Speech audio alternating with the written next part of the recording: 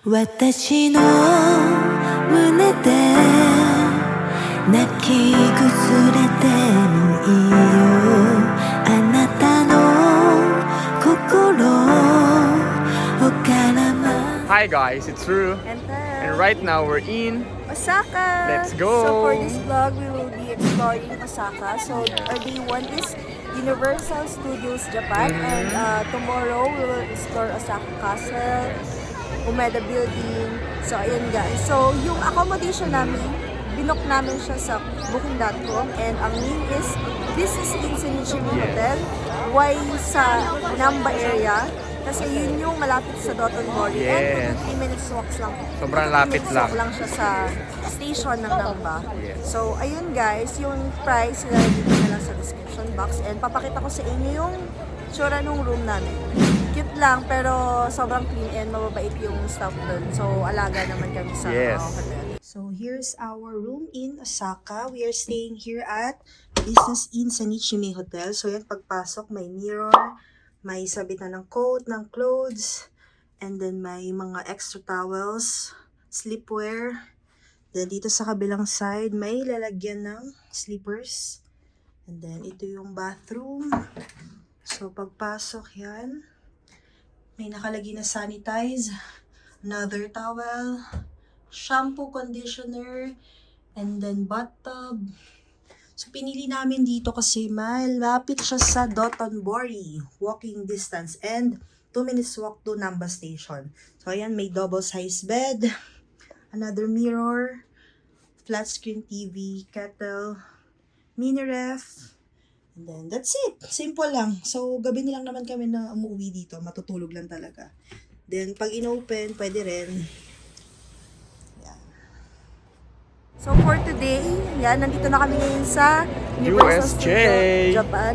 And yung ticket namin dito, binook na namin siya sa Klook para nasasal pagdating dito sa park kasi ang dami talagang tao. Yung price nilalagay ko na lang dito how much. Ayan guys, so let's go! Ayan, so nakapasok na kami ng Universal Studios. Since wala kaming express pass, takbo kami papunta Mario World or Nintendo World. Yun yung unang stop namin kasi yun yung pinaka mahaba yung line and yung Harry Potter. So guys, if may extra budget kayo, buy for the express pass para less hassle, pasok kayo agad. Yeah, let's go! To Hogwarts, based sa app, 100 minutes ang waiting time. So let's see. Rainy season's gonna go. Now your seeds can grow. Imagine that you deserve it. You deserve it now. Hey. Pick up the phone, little darling, I got a bit to say. I'm speaking from the heart, I pray it doesn't ricochet. I know you got his up, distance makes... Now we know bakit pinipilahan siya. Yes, sobrang solid. Enjoy agad yung first ride namin. Ang galing-galing ng pagkagawa. Yan, so after, punta muna kami dun sa Butterbeer. Gee, we have to fall in line. And look.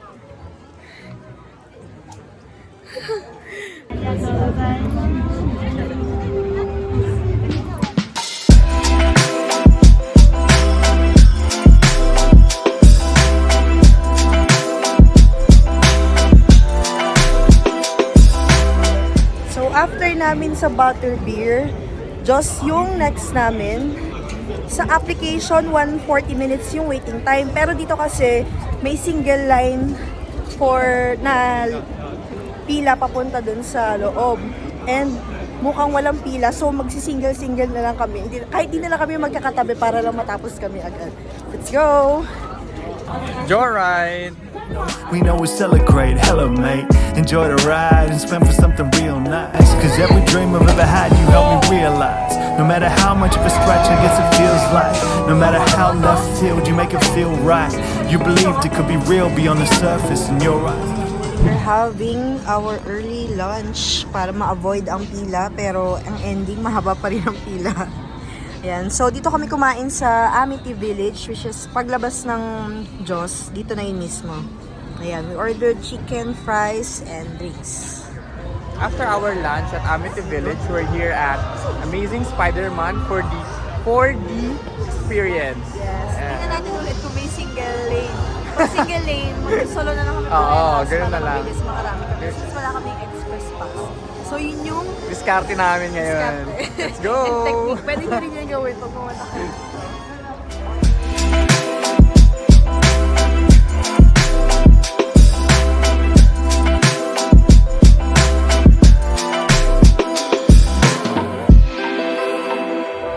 Dito kami sa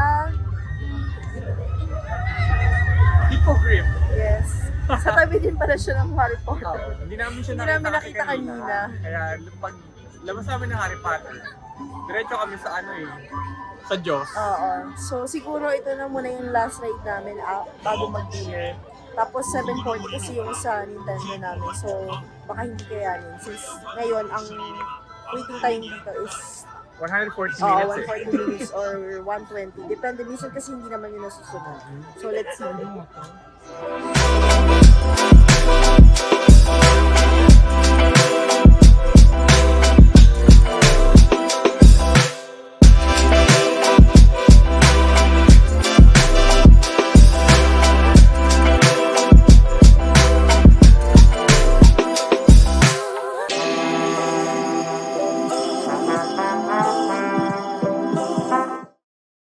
Day 2 in Osaka. Good morning guys. So hindi na kami nakapag-update yesterday after ng Nintendo World. Super pagoda bells na kami.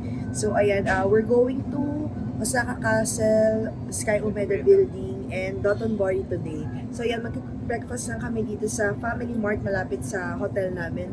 Then, go na kami ng Osaka Castle. Mas convenient kasi na dito na lang talaga mag-breakfast. Since, lapit na. oo, mabilis ang kain lang and hindi naman din kami nag-heavy breakfast minsan.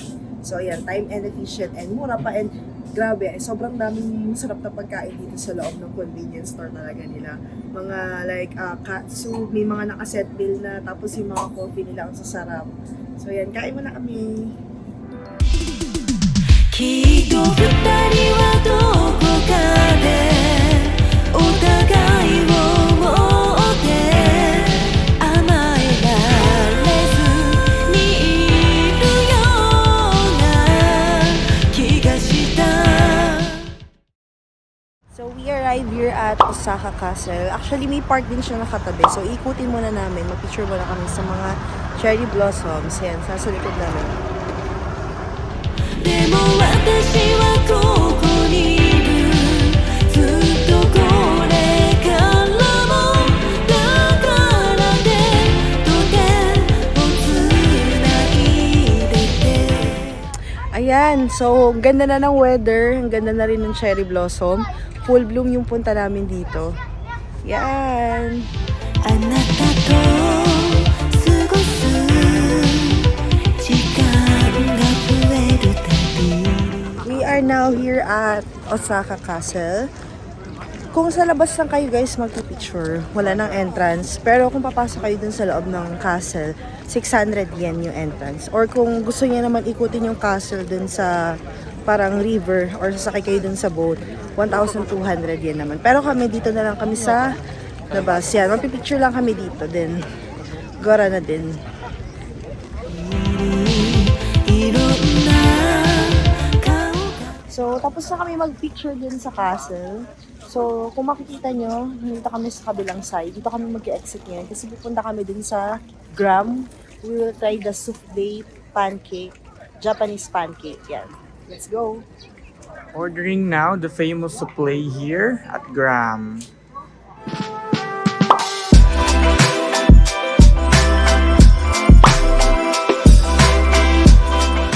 Yon, after namin mag-order, sadly, Hindi na available yung plain na souffle since March daw. And I think may shortage yata sa egg, sabi niya. Hindi kami makaintindihan ng Japanese, turo-turo na lang. So yung in-order namin, may kasama siyang fruits, chocolate. chocolate, and egg. Nasa ano siya? 1,550.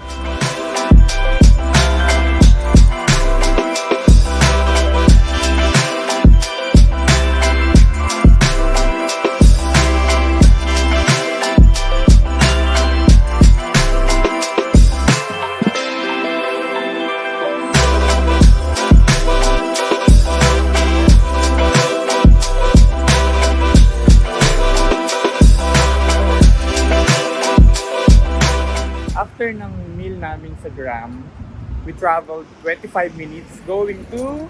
Sky Umeda Building. Yes! Ito siya, oh. Ayan.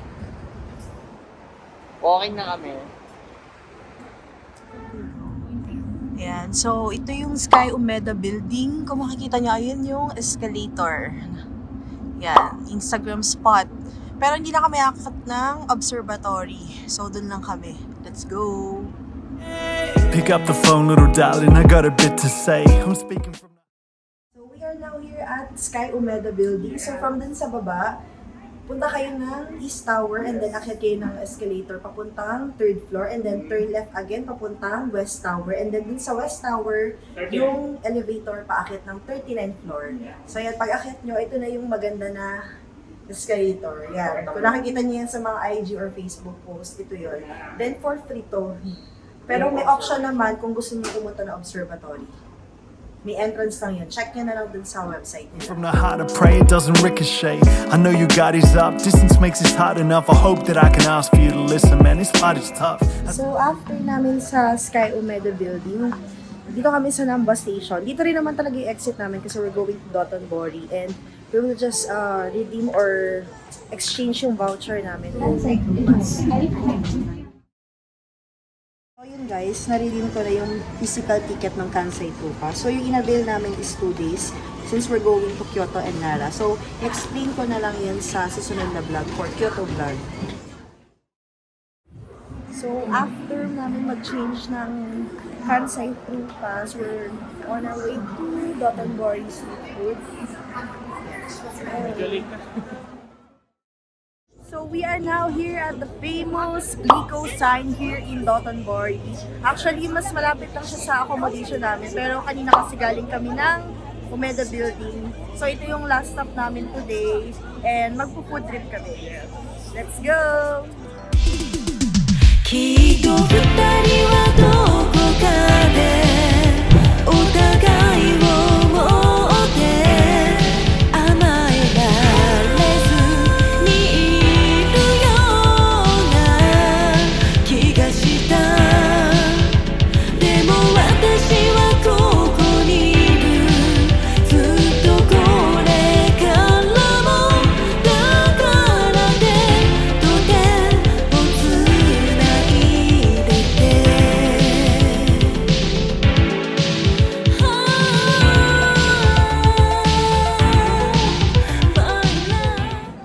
So, after namin mag-food trip sa Dotonbori, nag-shopping ulit. Tip lang, mas mura sa mga drugstores compared to Don Quixote. Parang I think nakasanayan lang na Don Quixote nagsha-shopping, pero Kasi nandun na lahat sa totoo lang, mas mura sa mga drugstores. Ayan. After namin bumili ng stock and pasabay, nandito na kami sa... Ikinari steak. Yung Ikinari steak, meron na siyang branch sa Philippines, sa MOA, pero dito siya originated sa Japan. And most of the Filipinos or mga kababayan natin na nagpunta dito is recommended to. A bit pricey, pero compared to Philippines na mga steak, I think worth it siya. Yun yung review nila. So we will try this to our dinner ngayon. And yung location niya, 3 minutes walk lang from our hotel dito sa Namba. So, parang secret spot siya. Hindi Share ko siya lang din. puntahan. Kasi nung mga past nights ng dinner namin, talagang pumipila Yes. kami. But tonight, pagpasok First time. namin, first time, dire-diretso. Oo, walang waiting. Easy Kaya lang. super goods. Nakaupo kami agad. Waiting na lang kami sa aming order. Then, pakita ko sa inyo mamaya. Let's go! For dinner, sirloin and then rib eye. Yan, yun yung kasama niya. May side dish na corn, carrot, and broccoli.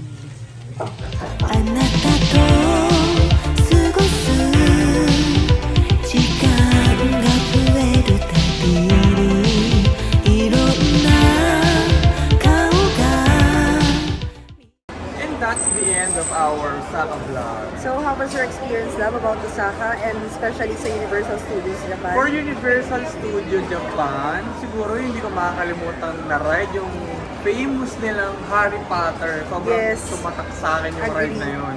Sobrang ganda, as in, wow. Oh, talaga.